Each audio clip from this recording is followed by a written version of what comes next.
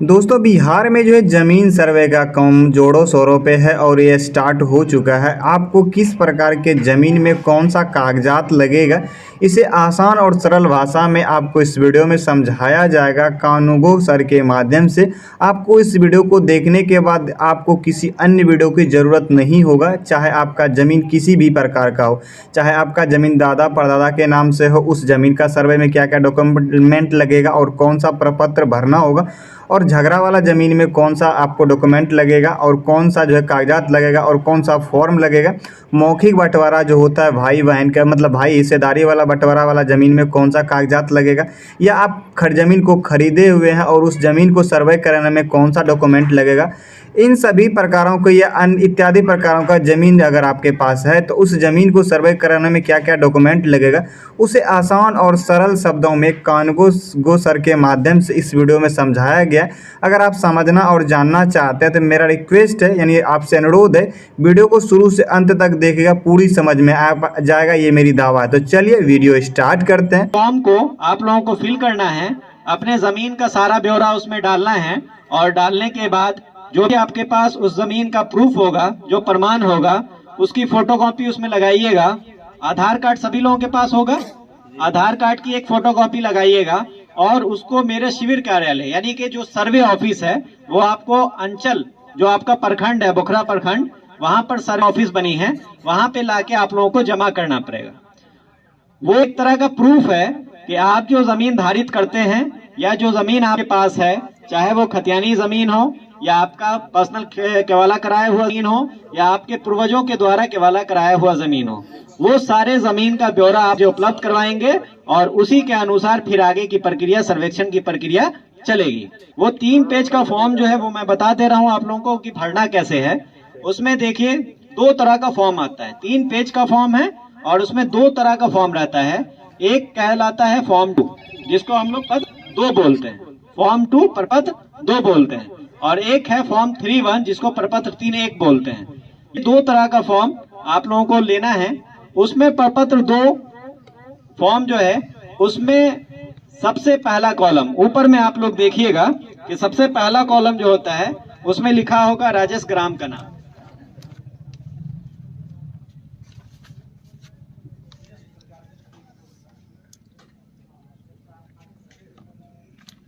ये देख लिए, ये फॉर्म है जो फॉर्म 2 कहलाता है। इस तरह का फॉर्म आप लोगों को मिलेगा, ये फॉर्म 2 कहलाता है। इसमें सबसे ऊपर में नाम लिखा रहता है राजेश ग्राम का नाम।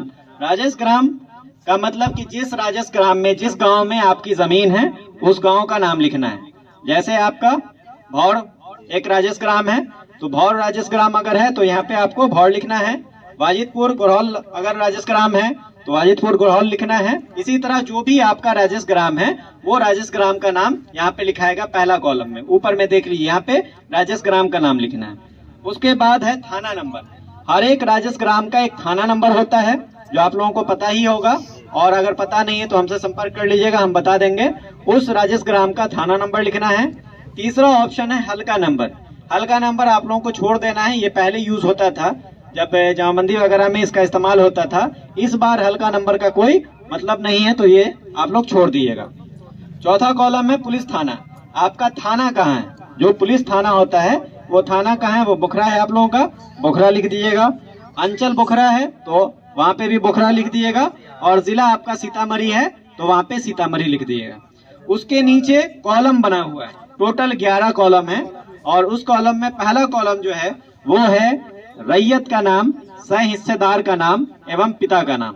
रैयत बोलते हैं हम उस आदमी को जो किसान उस जमीन को जोत रहा हो, जो जमीन वो जोतता है उस आदमी को हम लोग सर्वे के लैंग्वेज में रैयत बोलते हैं।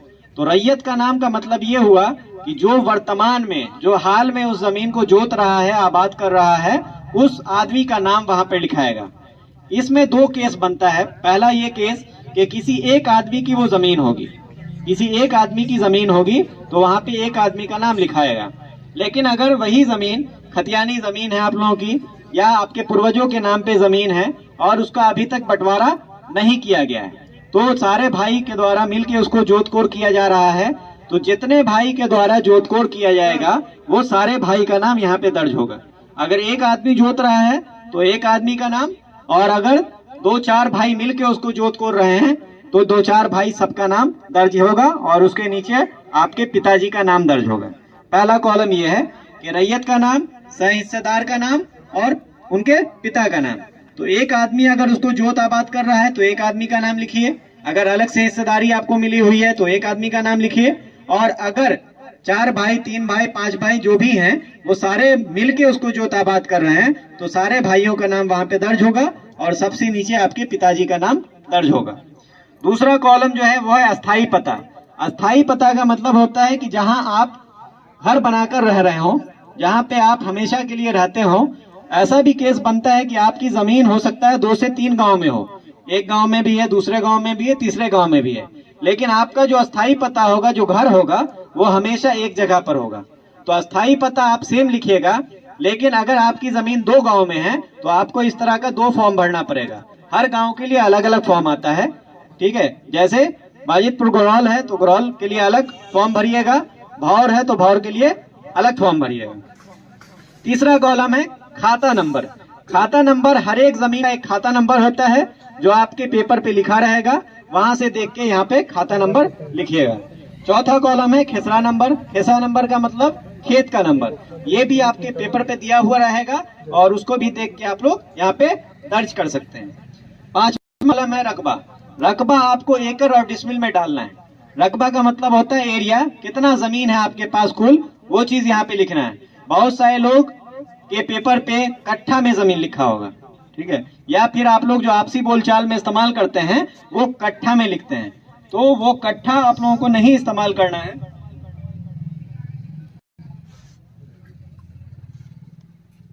सब आदमी जिनका से चाय और पानी पीना है, सब लोग वहाँ पर है, बोल दे भाई पहुँच जाता है कि यहाँ पर चाय पानी।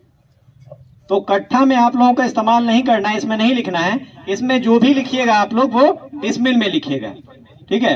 वो आपके पेपर पे लिखा ही रहता है, बहुत सारे पेपर पे कट्ठा और डिसमिल 2 लिखा रहता है, तो आपको यहाँ पे डिसमिल में लिखना है या एकड़ में लिखना है। अगर जमीन आपकी एकड़ में पुरती है तो एकड़ में लिखिए, और अगर डिसमिल में पुरती है तो डिसमिल में लिखिए। उसका अगला कॉलम है चौहद्दी।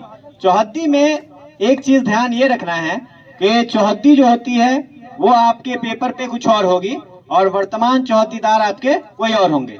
जैसे आप आज से 10 साल पहले केवाला लेते हैं और 10 साल पहले वाले केवाला पे जो चौहद्दीदार का नाम है वो चौहद्दीदार हो सकता है वर्तमान में बदल गया होगा। जो आपके बगल में जिनकी जमीन थी वो भी उस जमीन को खरीद बिक्री कर लिए किसी और के हाथ, तो वो चौहद्दीदार आपके बदल गए होंगे। तो जो पेपर पे चौहद्दीदार हैं उनके नाम से उनका नाम यहाँ पे दर्ज नहीं होगा, बल्कि आपके जो वर्तमान चौहद्दीदार हैं, अभी आप अपने खेत पे चले जाइए और खेत के चारों तरफ देख लीजिए, उत्तर, पूरब, दक्षिण और पश्चिम, ये चारों तरफ आप देख लीजिए कि किसकी जमीन है। तो जो वर्तमान में उसको जोत आबाद कर रहा है, जिसके दखल कब्जे में वो वर्तमान में है, उस आदमी का नाम, उस किसान का नाम यहाँ पे चौहद्दी में दर्ज करना है। वर्तमान स्थिति के हिसाब से चौहद्दी यहाँ पे दर्ज होगी। 7वां कॉलम है किस्म जमीन। किस्म जमीन का मतलब हो गया कि जमीन का उपयोग किस तरह किया जा रहा है। जिस तरह से भी आप जमीन का उपयोग कर रहे हैं वो किस्म जमीन हो जाएगी। जैसे अगर किसी जमीन पे घर बना के रह रहे हैं तो घरारी की जमीन कहलाती है। तो अगर घर वाली जमीन है तो किस्म जमीन में घरारी लिखाएगा। खेती करते हैं किसी जमीन में, कोई फसल उपजाते हैं तो वो कृषि वाली जमीन कहलाती है, जिसको कृषित बोलते हैं। तो अगर किसी जमीन पे आप लोग खेती कर रहे हैं तो वहां पे लिख दीजिए कृषित जमीन, ठीक है। वैसे ही बहुत सारे लोग होंगे जो अपनी जमीन में तालाब वगैरह खुदवाए होंगे मछली पालन करने के लिए, ठीक है। तो अगर पोखर वगैरह बनाए हुए, तालाब बनाए हुए हैं तो वहां पे तालाब या पोखर लिख दीजिए। बहुत सारे लोग होंगे जो अपनी जमीन पे आम बागान, लीची का बागान, इस तरह का गाछी वगैरह लगाए होंगे, ठीक है। तो अगर इस तरह का कोई गाछी है तो वहां पे गाछी या बागीचा लिख सकते हैं। तो ये उपयोग किस तरह से आप जमीन कर रहे हैं वो उपयोग के हिसाब से यहाँ पे किस्म जमीन दर्ज करना है। तो जैसा आपके पास जमीन है, जिस जमीन का उपयोग जिस तरह से हो रहा है वैसा आप किस्म जमीन में दर्ज करेंगे। 8वां कॉलम है लगान। लगान का मतलब हुआ कि जो आप सरकार को टैक्स पे करते हैं अपनी जमीन का, जो लगान देते हैं सरकार को, वो लगान कितना आपका लगता है सालाना, वो लगान यहाँ पे दर्ज करना है। बहुत सारे लोग ऐसे होंगे जिनके नाम पे अभी दाखिल खारिज नहीं हुआ होगा या उनके नाम से रसीद नहीं कटता होगा, तो वैसे लोग इस कॉलम को खाली छोड़ सकते हैं, ये कॉलम कंपलसरी नहीं है। कॉलम नंबर 8 और 9 जो है ये कंपलसरी नहीं है, ये ऑप्शनल है। अगर आपके पास उपलब्ध है तो यहाँ पे भर दीजिए, उपलब्ध नहीं है तो इसको खाली छोड़ सकते हैं। 8 में आपका लगान है और 9 में है जमाबंदी संख्या। जमाबंदी संख्या भी तभी आएगी जब आपका दाखिल खारिज आपके नाम से होगा। तो अगर जमाबंदी संख्या आपको उपलब्ध है, आपके पास है, तो वहां पे लिख दीजिए, अगर नहीं है तो उसको खाली छोड़ सकते हैं। 10वां कॉलम है भूमि पे दावा का आधार। ये सबसे बड़ी चीज है किसी भी जमीन के लिए कि आप जो जमीन पे कब्जा दिखा रहे हैं, जो जमीन का ब्यौरा यहाँ पे आप भर रहे हैं, उस जमीन पे दावा का आधार क्या है, किस आधार पे आप दावा कर रहे हैं कि वो जमीन आपकी है। तो दावा के आधार में 3-4 तरह का पेपर आता है, जिस पेपर के आधार पे आप दावा कर सकते हैं किसी जमीन पे। सबसे पहला जो आधार होता है, जो महत्वपूर्ण आधार है किसी जमीन का, वो है खतियान। यानी कि जो 1960 के दशक में आप लोगों का गांव का खतियान बना हुआ है, वो खतियान के बेस पे कोई भी जमीन पे दावा करता है। खतियान में अगर आपके पूर्वज का नाम है और आप उनके वंशज हैं, यानी कि आप उनके खानदान के लोग हैं, ये आपको प्रूफ करना पड़ेगा कि आप उनके वंशज हैं, आप उनके बेटा या पोता है, ये चीज प्रूफ करना पड़ेगा, तब जाके आपको वो जमीन प्राप्त होगी। और ये प्रूफ करने का तरीका है वंशावली। सब लोग सुने होंगे वंशावली का नाम। तो वैसी जमीन जो खतियानी हो और खतियानी रैयत की मृत्यु हो गई हो, या केवाला भी हो और केवालाधारी की मृत्यु हो गई हो, ऐसी स्थिति में आप लोगों को वंशावली बनाना पड़ेगा। और वंशावली बनाने का प्रोसेस आप लोगों को पता है। अब वंशावली जो बनता है वो पंचायत सचिव स्तर से बनता है, पंचायत सचिव स्तर से। पंचायत सचिव और आपके गांव के जो सरपंच महोदय हैं, इनका साइन उस पे होगा, दोनों के संयुक्त हस्ताक्षर से वंशावली निर्गत होता है। वंशावली के लिए एक चीज हम आप लोगों को बताएंगे कि आम प्रचलन ऐसा है वंशावली में कि जब भी वंशावली बनती है तो वंशावली में लोग सिर्फ बेटा का नाम दर्शाते हैं, बेटी का नाम कहीं पे दर्ज नहीं करते हैं। ये चीज आम प्रचलन में है। इससे पूर्व जो सर्वे का काम आपके जिला में चल रहा था वो 4 अंचल में चल रहा था। आपके बगल में एक अंचल है बाजपट्टी, उपरी के जस्ट बगल में, नाम सुने होंगे। बाजपट्टी में सर्वे का काम चल रहा था। पतनाहा अंचल है एक, पतनाहा अंचल सर्वे का काम चल रहा था। रीगा अंचल है एक, वहाँ काम चल रहा था। और सोनबरसा अंचल है एक, वहाँ काम चल रहा था। टोटल आपके जिला में 17 अंचल में से 4 अंचल में पूर्व से ही सर्वे का काम चल रहा है, जो 2020 से काम चल रहा है। और आपके अंचल में वर्तमान में ये शुरू किया गया है, हाल में ये शुरू किया गया है। तो इससे पहले, इससे पूर्व मैं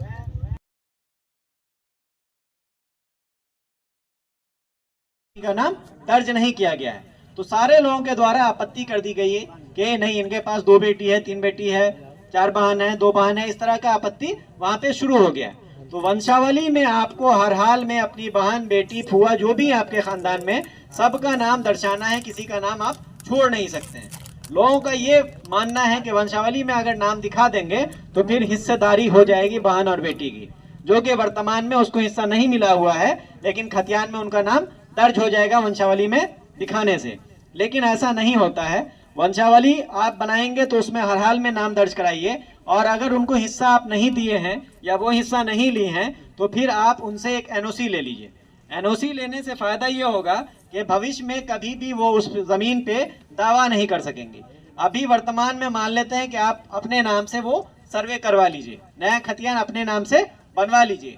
ये सर्वे के प्रक्रम में कभी भी अगर आपकी बहन या बहन की संतान या बुआ की संतान या बेटी की संतान अगर ये दावा कर देती है कि ये जमीन पूर्वजों की जमीन है, इसमें मेरा भी हिस्सा होना चाहिए, और वो दावा सही पाया जाता है प्रमाण के हिसाब से, तो फिर आपको उनको ऐसे भी जमीन देना पड़ेगा।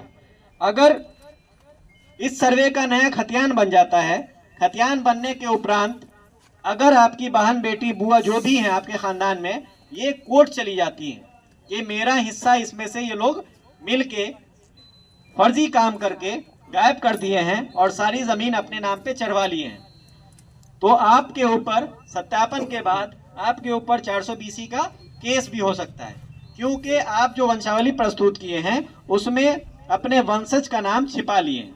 आपके जो वंशज हैं, बहन है, बेटी है, बुआ है, जो भी हैं, उनका नाम आप छिपा लिए हैं। तो नाम छिपाने से सरकारी काम करवा कर आप बच नहीं सकते हैं। आप कहीं ना कहीं पकड़ाइएगा, और जब पकड़ाइएगा सरकारी कार्य में तो फिर आपके ऊपर फर्जीवाड़ा का केस होगा कि फर्जी काम आपने करवाया है।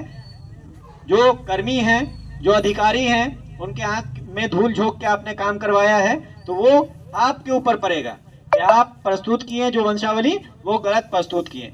तो इसलिए सारे लोगों से हम यही अपील करेंगे कि जब भी आप लोग वंशावली बनाइए, पूर्वजों की ज़मीन है आपके पास और वंशावली बनाते हैं, तो वंशावली में अपनी बहन, बेटी, बुआ जो भी हैं आपके ख़ानदान में, सब लोगों का नाम दर्ज कीजिए और उन लोगों से एक एनओसी ले लीजिए। एनओसी कहते हैं फर्स्ट क्लास मजिस्ट्रेट से एक एफिडेविट बनता है, उसमें ये चीज़ लिखा रहेगा कि जो भी पिता की संपत्ति या बाबा की संपत्ति जो भी है, इसमें हम अपना हिस्सा नहीं लेना चाहते हैं, अपना हिस्सा भाइयों को देना चाहते हैं, भविष्य में भी हमको इस पे कोई आपत्ति नहीं होगी। इस तरह के एक एफिडेविट बनता है जो फर्स्ट क्लास मजिस्ट्रेट से बनेगा, और वो एफिडेविट अगर आप उस पेपर के साथ लगा देते हैं तो ऑटोमेटिक आपकी बहन, बेटी या बुआ जो भी हैं उस खानदान में, उनका नाम वहां से हट जाएगा, उस खतियान में उनका नाम दर्ज नहीं किया जाएगा। तो आप लोग वंशावली में नाम दर्शाइए, और वंशावली में नाम दर्शाने के उपरांत अगर उनको हिस्सा नहीं मिला है या नहीं ली है तो उनसे एक एनओसी बनवा लीजिए जाकर, और एनओसी यहाँ पर सर्वे ऑफिस में जमा कर दीजिएगा।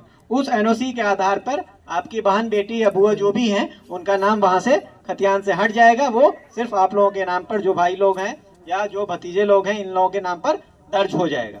समझ में आ गया? तो वंशावली के केस में ये चीज़ एकदम याद रखिएगा कि वंशावली जो अब बनती है, वो पहले क्या होता था कि सरपंच साहब अपने लेटर पैड पे वंशावली बना के दे देते थे, उसकी 100% वैल्यू होती थी। आम प्रचलन यही था कि गांव के जो सरपंच साहब होते थे वो वंशावली बनाते थे, लेकिन सरकार के द्वारा ये देखा गया कि बंटवारा का जो मामला आता है, केस हो, मुकदमा हो या पंचायत स्तर पे जो पंचायती होती है कचहरी में, तो इसमें जो भी बंटवारा का मामला आ रहा है, इसमें इस तरह का मामला ज़्यादा आने लगा कि वंशावली से आप किसी न किसी का नाम गायब कर दियो। वंशावली में ऐसा भी हो सकता है कि अगर आप 4 भाई हैं, 3 भाई गांव में रहते हैं, एक भाई बाहर रह रहा है और वो 10 साल, 15 साल, 20 साल से बाहर रह रहा है, तो आप क्या करेंगे फर्जीवाड़ा में, तो उस भाई का नाम वहां से गायब कर देंगे। वंशावली में सिर्फ 3 भाई का नाम दिखाएंगे।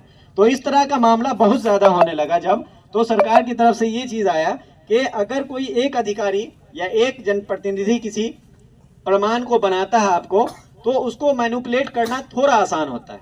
किसी एक आदमी को आप अपने ट्रस्ट में लेकर गलत काम करवा सकते हैं, लेकिन अगर उसी काम की प्रमाणिकता को जांच करने के लिए एक से ज़्यादा लोगों को दे दिया जाए, 3 आदमी, 4 आदमी, 5 आदमी को दे दिया जाए, तो हर एक आदमी को आप मैनिपुलेट नहीं कर सकते हैं, हर एक आदमी को अपने ट्रस्ट में नहीं ले सकते हैं। तो आपका जो गलत करने का मंशा है वो कभी सफल नहीं होगा। तो सरकार की तरफ से ये प्रोविज़न लाया गया कि वंशावली जो अब बनेगी, उस वंशावली में प्रमाणित करने के लिए हम 3 से 4 लोगों को जोड़ दें। जो सरपंच साहब निर्गत करते थे, उससे पहले उसको प्रमाणित करने के लिए 3 से 4 लोगों को और जोड़ दें, ताकि इसका सत्यापन अच्छे से हो सके और जो गलत हो रहा है समाज में, इस गलत को रोक सकें। तो अभी आप लोग देखते होंगे जो वंशावली बनता है उसमें 3 पेज का एक फॉर्म आता है, और उस वंशावली में आपके ही गांव के लोगों का, कई लोगों का, कई जनप्रतिनिधि का साइन होता है, जिसमें आपके वार्ड सदस्य होते हैं, वार्ड सदस्य का साइन होगा उस वंशावली पे। आपके जो आपके जो पंचायत के मुखिया होंगे, वो मुखिया जी का साइन होगा।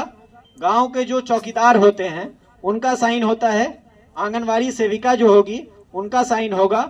आपके पंचायत के जो पंचायत सचिव हों उनका साइन होगा, और आपके पंचायत के जो सरपंच होंगे उनका साइन होगा।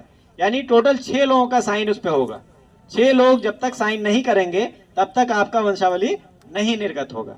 तो ये चीज़ इसीलिए लाई गई कि अगर 6 लोगों का साइन होगा तो 6 लोगों को आप मैनिपुलेट नहीं कर सकते हैं, गलत काम नहीं करवा सकते हैं, काम आपका एकदम सही होगा। और 6 लोग में कोई एक लोग भी ऐसे होंगे जो आपका पूरा प्रमाणित करेंगे, पूरा जांच करेंगे, और जांच करने के उपरांत ही उस पर अपना हस्ताक्षर दर्ज करेंगे। अन्यथा की स्थिति में अगर आपके जनप्रतिनिधि हो या फिर जो कर्मी हैं, अगर इनके द्वारा बिना जांच किए वो साइन कर दिया जाता है और उस पर कभी कोर्ट में क्लेम आता है, कभी भी क्लेम आता है, आपकी बहन, बेटी, बुआ का नाम अगर मान लिया वंशावली में आप छोड़ देते हैं और सारे लोग उसको पारित भी कर देते हैं, सारे लोग उसको प्रमाणित भी कर देते हैं, और बाद में अगर कोई क्लेम आता है तो फिर आपके साथ साथ आप तो फंसेंगे ही फंसेंगे, आपके साथ साथ आपके जो प्रतिनिधि जिन्होंने उस पर अपना हस्ताक्षर किया है, जिन्होंने उसको प्रमाणित किया है, वो भी फंसेंगे। ठीक है, तो इसलिए सारे जनप्रतिनिधि से भी मेरी ये अपील रहेगी कि जब भी वंशावली बनाने की बात आए तो आप अपने स्तर से, अपने समाज से उसकी जांच करवा लें और जांच करने के बाद ही उस पे अपना हस्ताक्षर दर्ज करें या वंशावली को निर्गत करें। किसी भी एक पक्ष का नाम भी उस पे नहीं छूटना चाहिए। मान लेते हैं कि खतियान में किसी का नाम है और उनके जितने भी वंशज हैं, चाहे बेटा हो या बेटी हो, सब लोगों का नाम दर्ज होना चाहिए और दर्ज होने के उपरांत ही उसको निर्गत होना चाहिए। ठीक है, तो ये चीज आप लोग ध्यान रखिएगा वंशावली वाले केस में। तो अगर आपके पास खतियानी जमीन है तो खतियान लगाइए, खतियान के साथ साथ वंशावली लगाइए।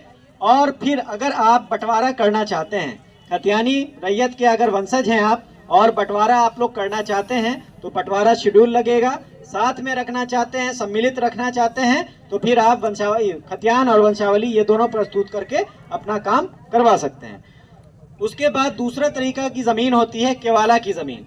तो केवाला वाला ज़मीन जो होता है वो दो तरह से होता है। एक, या तो आप पर्सनल केवाला किए होंगे, करवाए होंगे जो आपके नाम पर केवाला हो, और एक केवाला ऐसा होगा जो आपके पूर्वजों के नाम पर होगा और जिनका मृत्यु हो गई होगी, यानी कि उनका इंतकाल हो गया होगा। तो अगर वैसा केवाला जिसमें केवालाधारी की मृत्यु हो गई हो और वर्तमान में उसके वंशज उसका जोत आबाद कर रहे हो, तो वैसी स्थिति में आपको केवाला का फोटोकॉपी और अपना वंशावली का फोटोकॉपी, वंशावली वहां पर जिस केवालाधारी के नाम पर जमीन है वहां से शुरू होगा, और खतियानी रैयत के लिए, खतियानी केस के लिए, खतियानी जमीन के लिए खतियान में जिनका नाम है वहां से वंशावली शुरू करना है।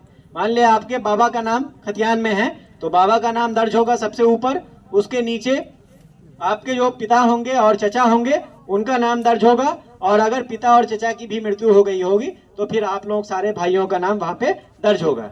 वंशावली में जहाँ पे जीवित रैयत आ जाते हैं वहां पे वो क्लोज हो जाता है, उसके नीचे नाम लिखने की जरूरत नहीं है। तो वंशावली पे ये चीज ध्यान रखिएगा आप लोग। केवाला अगर आपके नाम से है तो सिर्फ उसमें आप अपना केवाला दीजिएगा और आधार कार्ड दीजिएगा, उसी के अनुसार आपका काम होगा। बहुत सारे लोगों को जो गांव में भूमिहीन किसान होते हैं, गांव में बहुत सारे लोग ऐसे होंगे जिनके पास रहने के लिए जमीन नहीं होती है, तो सरकारी जमीन उनको दी जाती है बसने के लिए। जो गैर मंजूरा खास की जमीन होती है वो जमीन दी जाती है बसने के लिए, और वो जमीन देने के लिए एक पर्चा का इस्तेमाल होता है जिसको हम लोग बंदोबस्ती पर्चा बोलते हैं। तो बंदोबस्ती पर्चा से अगर आपको कोई जमीन प्राप्त है तो बंदोबस्ती पर्चा आपके पास होगा, वो बंदोबस्ती पर्चा का फोटोकॉपी लगाइएगा और अपना आधार कार्ड लगाइएगा। बंदोबस्ती पर्चा में भी सेम केस है कि अगर आपके नाम से निर्गत है बंदोबस्ती पर्चा तब तो आपको सिर्फ बंदोबस्ती पर्चा देना है, और अगर आपके पूर्वज के नाम से निर्गत है, जो आपके पूर्व पिताजी होंगे या बाबा जी होंगे, इन लोगों के नाम से निर्गत है, तो उसमें फिर आपको वंशावली लगाने की जरूरत पड़ेगी। उसके बाद बहुत सारे लोग ऐसे होते थे पहले जमींदार, जिनके बहुत सारे जॉन मजदूर होते थे, जमींदार टाइप के आदमी हैं, तो वो क्या करते थे, अपने जमीन की देखभाल करने के लिए कई लोगों को रखते थे। तो वैसे लोग उन लोगों को बसने के लिए कुछ जमीन दे दिया करते थे कि इतनी जमीन ये तुम रख लो, इस पे अपना घर बनाकर रहना और मेरा जमीन का देख रेख करना है। तो अगर वैसे जमींदार यानी वैसे रैयत किसी दूसरे रैयत को अपनी जमीन में बसने के लिए दे दिए हो तो उसके लिए एक पर्चा निर्गत होता है जिसको वास्कित पर्चा बोलते हैं, और ये वास्कित पर्चा भी अंचलाधिकारी के द्वारा निर्गत किया जाता है। तो अगर आपके नाम से वास्कित पर्चा निर्गत है तो आप वास्कित पर्चा का फोटोकॉपी वहां पर दर्ज कीजिएगा। सीलिंग का नाम सुने होंगे आप लोग। सीलिंग एक्ट आया था 1972 में बिहार सरकार की तरफ से, कि एक लिमिट सेट किया गया था जमीन का, कि जमीन कोई भी जमींदार, एक लिमिट सेट कर दिया गया कि एक इतने किस्म की जमीन आप इतने लिमिट में ही रख सकते हैं, उससे ज्यादा नहीं रख सकते हैं। जैसे घरारी की जमीन है तो घरारी की जमीन का एक लिमिट सेट कर दिया गया कि इतनी जमीन से ज्यादा अगर आपके पास रहेगी तो सरकार इसको आपसे ले लेगी। वैसे ही कृषि वाली जमीन को एक लिमिट सेट कर दिया गया कि इस लिमिट के अंदर अगर आपके पास जमीन है तो आप क्या रखिए, अपना जोत आबाद कीजिए। अगर उस लिमिट के बाहर जमीन चली गई, उससे एक्सीड कर गई, बढ़ गई, तो सरकार वो जमीन खुद ले लेगा। वैसे ही हर तरह की जमीन को अलग अलग किस्म से 4 कैटेगरी में बांटा गया और सबका लिमिट सेट कर दिया गया कि इस लिमिट के अंदर अगर आपके पास जमीन है तब तो ठीक है, अगर उससे ज्यादा जमीन है तो वो सरकार ले लेगी। तो सरकार वो जमीन लेकर जमींदार से आप ही के गांव के भूमिहीन किसानों के बीच में उसका वितरण किया था, जिसका पर्चा निर्गत हुआ और उस पर्चा को हम लोग बोलते हैं परवाना का पर्चा। तो अगर सीलिंग एक्ट के द्वारा आपको परवाना का पर्चा प्राप्त है तो फिर वहां पर आप लिखिएगा परवाना के पर्चा से प्राप्त भूमि और उसका फोटोकॉपी आपको लगाना पड़ेगा। बहुत सारे लोग ऐसे होंगे जिनको भूदान में जमीन मिली होगी, यानी कि दान वाली जमीन आपको उसका पर्चा मिला होगा। तो अगर भूदान का पर्चा आपके पास है तो भूदान का पर्चा आप इसमें लगाइएगा, अपना आधार कार्ड लगाइएगा और फिर कार्यालय में जमा कर दिएगा। लास्ट कॉलम है अभियुक्ति कॉलम, जिसको रिमार्क्स का कॉलम बोलते हैं। अभियुक्ति कॉलम का मतलब ये होता है कि वैसी सारी जानकारी जो इस फॉर्म में पूछी नहीं गई है लेकिन देना आपको जरूरी है, वैसी जानकारी जो फॉर्म में पूछी नहीं गई है लेकिन आपको देना जरूरी है। वैसा केस तब बनता है जैसे किसी जमीन पर भूमि विवाद है, किसी जमीन पर भूमि विवाद चल रहा है, कोई कोर्ट केस चल रहा है। तो अगर कोर्ट केस चल रहा है तो आप अभियुक्ति कॉलम में उस केस का नंबर और उसका साल दर्ज कीजिएगा और वर्तमान स्थिति क्या है वो दर्ज कीजिएगा अभियुक्ति कॉलम में। दूसरा के ऐसा भी हो सकता है, गांव समाज में ऐसा होता है कि जमीन आपकी है, पेपर आपका है, लेकिन दखल कब्जा कोई जबरदस्ती किए हुआ है, कोई दूसरा दखल कब्जा उस पर कर लिया है। तो जमीन आपकी है, प्रमाण आपका है, तो आप क्या कीजिएगा, फॉर्म आप भरिएगा, लेकिन अभियुक्ति कॉलम में वहां पे लिख दिएगा बकब्जे फलाना, यानी कि कब्जा जिसका रहेगा उसका नाम वहां पे दर्ज हो जाएगा बकब्जे में। तो इससे ये प्रूफ हो जाएगा, जब मेरे पास फॉर्म आएगा तो ये प्रूफ हो जाएगा कि ये जमीन आपकी है, जमीन का साक्ष्य आपके पास है, लेकिन आपकी जमीन पे कब्जा किसी और का है। तो ऐसा अगर कोई भी कंडीशन आता है तो आप अभियुक्ति कॉलम में उसको दर्ज कर दीजिएगा। समझ में आ गया? तो यही फॉर्म 2 है जो आप लोगों को भरना है, और ये भर के अपना दस्तावेज लगाकर, आधार कार्ड लगाकर शिविर कार्यालय जो हमारा अंचल ऑफिस में है, बोखरा अंचल में सर्वे ऑफिस, वहां पे जमा करना है।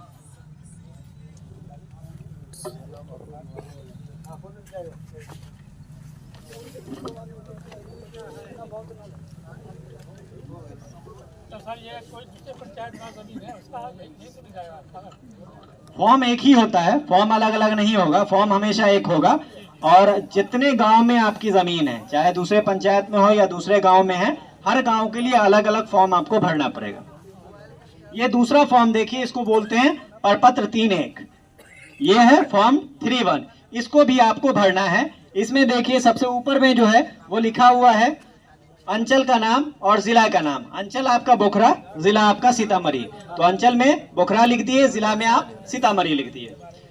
उसके बाद नीचे में यह है कि उपरोक्त विषय के संबंध में सूचित करते हुए कहना है कि हम लोग इसमें 3 कॉलम बना हुआ है। नीचे में 3 कॉलम का मतलब है कि अगर आप लोग एक साथ जमीन जोत रहे हैं, 3 भाई मिलके जमीन जोत रहे हैं या 2 भाई मिलके जमीन जोत रहे हैं, तो यहाँ पर तीनों का नाम लिखाएगा। अगर 2 हैं तो दोनों का नाम लिखाएगा। अगर एक भाई उसको जमीन को जोत रहे हैं, आपको अकेले हिस्सा मिला हुआ है, तो वहां पे एक का नाम दर्ज होगा। ठीक है, यहाँ पे देखिए ऊपर में सबसे पहले ऊपर में 3 कॉलम है, तो जितना भी कॉलम है उतने आप भर दीजिए। अगर एक आदमी उसको जोत रहे हैं तो एक आदमी का नाम, 2 आदमी जोत रहे हैं तो 2 आदमी का नाम, 3 आदमी उसको मिलकर जोत रहे हैं तो 3 आदमी का नाम वहां पर दर्ज हो जाएगा।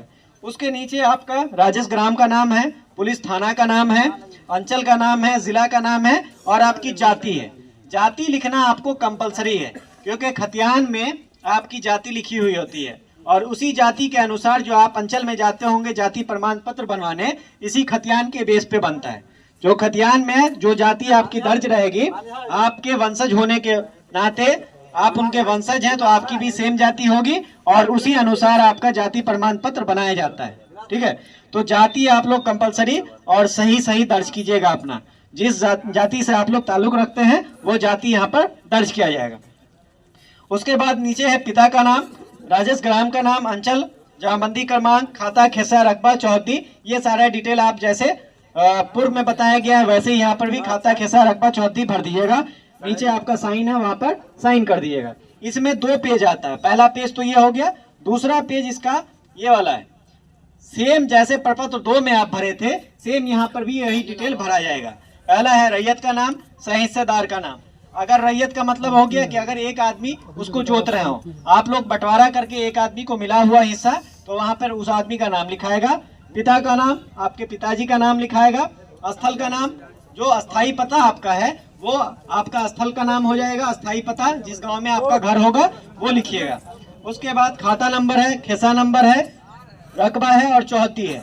आपका जो खाता संख्या है, खेसरा संख्या है, जो रकबा है और आपकी जो वर्तमान चौहद्दी है वो वहां पे दर्ज करना है। उसके बाद जामबंदी संख्या, जो जामबंदी संख्या आपको प्राप्त है, जिसके अनुसार आप रसीद कटवा रहे हैं, वो जामबंदी संख्या यहाँ पर दर्ज होगा। उसके नीचे साइन है, साइन कर दीजिएगा। ये दो तरह का फॉर्म है, ये दोनों फॉर्म आप भर के शिविर कार्यालय में जमा कीजिएगा। अब आप लोग एक बात सुन लीजिए कि इसके साथ साथ कौन सा दस्तावेज लगाना है, कौन कौन सा पेपर लगाना है जो आपको इसके साथ अटैच करना है। सबसे पहला होता है खतियान। सबसे पहला जो प्रूफ होता है वो खतियान होता है। तो खतियानी जमीन आपके पास है, अगर खतियानी जमीन आपके पास है और आप उसको जोत आबाद कर रहे हैं, तो खतियानी रैयत अगर आपके पूर्वज थे तो आप उसमें खतियान का फोटोकॉपी और उसके साथ वंशावली का फोटोकॉपी लगाइएगा।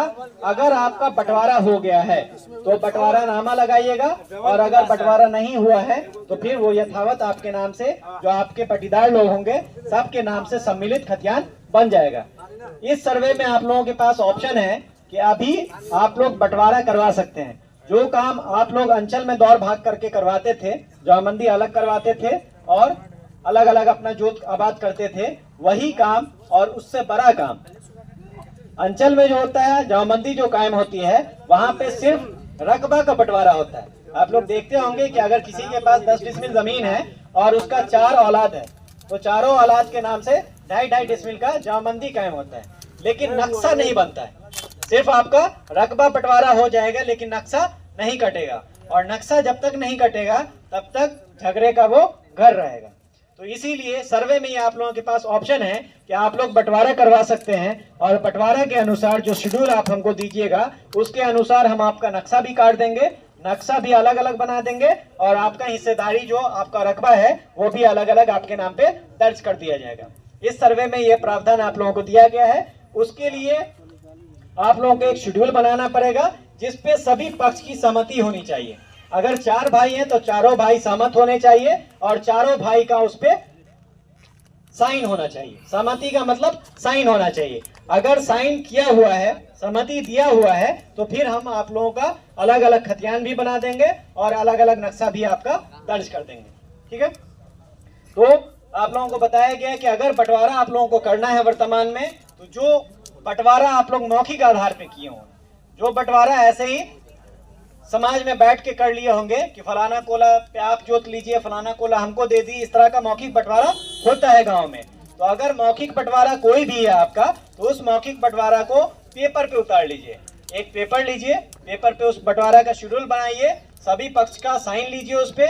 आपके गांव के जो जनप्रतिनिधि होते हैं जिनकी उपस्थिति में बंटवारा किया जाएगा, उस जनप्रतिनिधि का साइन ले लीजिए, जिसमें आपके सरपंच होंगे, मुखिया होंगे, पंच होंगे, या फिर आपके जो समाज के प्रशिक्षित लोग होते हैं उनका नाम या उनकी गवाही वहां पर दर्ज होगी, उनका साइन वहां पर दर्ज रहेगा।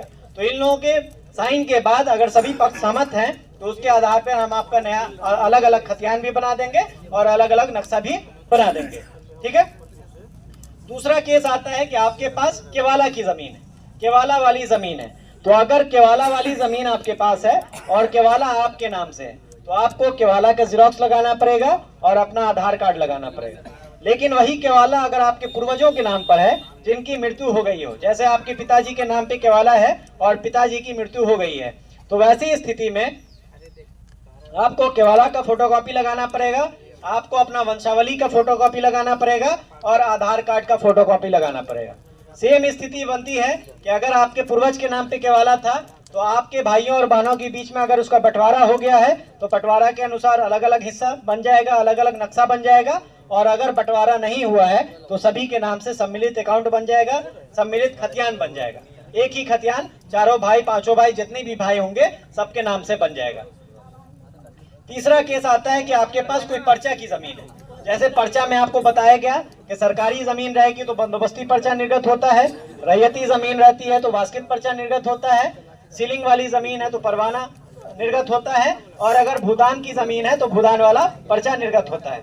तो ऐसी अगर कोई भी पर्चा है आपके पास, ऐसा कोई भी पर्चा है जिसके आधार पे आप जमीन का दावा कर रहे हैं, तो उस पर्चा का फोटोकॉपी लगाइएगा, आपका रसीद कटता होगा। पर्चा वाली जमीन के लिए कंपलसरी ये चीज है कि आपके नाम पर उसकी जमाबंदी कायम होनी चाहिए।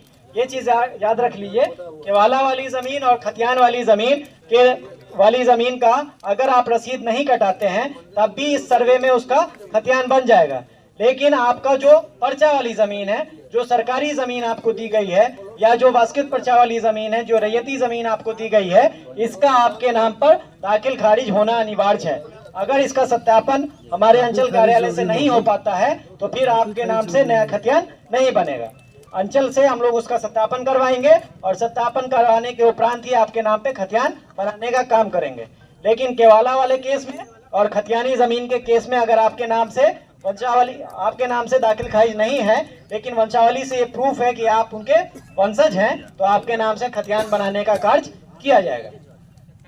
तो ये सारा डॉक्यूमेंट है जो आपको इस फॉर्म के साथ लगाना है, और फॉर्म के साथ लगाने के साथ साथ आपको एक फाइल में, ऐसा प्लास्टिक का फाइल आता है, इस प्लास्टिक के फाइल में आप लोग 5 या 10 रुपए में देगा, आप लोग ये फॉर्म और जो भी आपका पेपर है, आपका आधार कार्ड है, आधार कार्ड के जेरॉक्स पे अपना मोबाइल नंबर दर्ज कर दिएगा, ताकि अगर कभी कोई कमी बेसी रह गई तो आपको एक बार सूचित किया जा सके कि आपके पेपर में ये कमी है, आप इसको लाके पूर्ण रूप से जमा कर दीजिए।